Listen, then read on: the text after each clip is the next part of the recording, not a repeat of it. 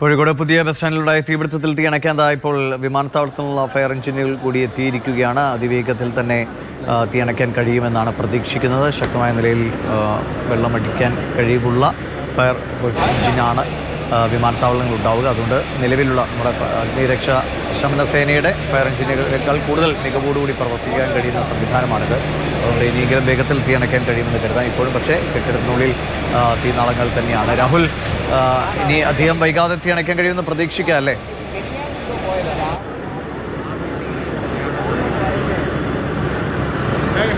ദിവിഷ്, എയർപോർട്ടിൽ നിന്നുള്ള കരിപ്പൂർ എയർപോർട്ടിൽ നിന്നുള്ള ഒരു യൂണിറ്റ് ഫയർ എഞ്ചിനാണ് സ്ഥലത്തേക്ക് വന്നിട്ടുള്ളത്. അത് വന്ന് അതിവേഗം ഇങ്ങോട്ടേക്ക് ഓടിയെത്തിയതാണ്, കുതിച്ചെത്തിയതാണ്. വന്ന സമയത്ത് തന്നെ വെള്ളം അടിച്ചു തുടങ്ങിയിട്ടുണ്ട് എന്നുള്ളതാണ്. ഒപ്പം തന്നെ നമ്മുടെ ഫയർഫോഴ്സിൻ്റെ ഫയർ എഞ്ചിനുകളും സ്ഥലത്ത് തന്നെ ഇന്ന് വെള്ളം അടിച്ചുകൊണ്ടേയിരിക്കുകയാണ്. തീ നിയന്ത്രണ വിധേയമാക്കാൻ കഴിയുമെന്നുള്ള പ്രതീക്ഷയിലാണ്.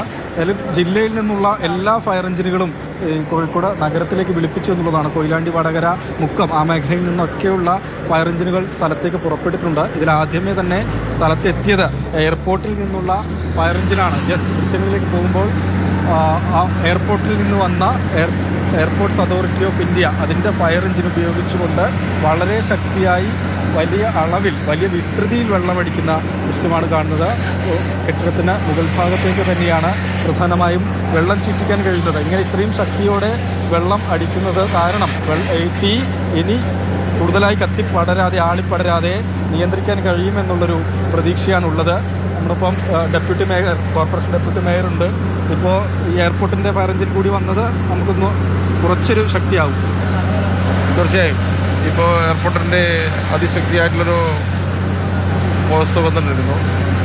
അത് സാധാരണഗതിയിൽ ആ യൂണിറ്റ് വളരെ വേഗത്തിൽ തീയണയ്ക്കാൻ കഴിയുമെന്ന പ്രതീക്ഷയും അതിശക്തമായ നിലയിൽ വെള്ളം പമ്പ് ചെയ്ത് തീയണയ്ക്കാനുള്ള ശ്രമങ്ങൾ തുടരുകയാണ്.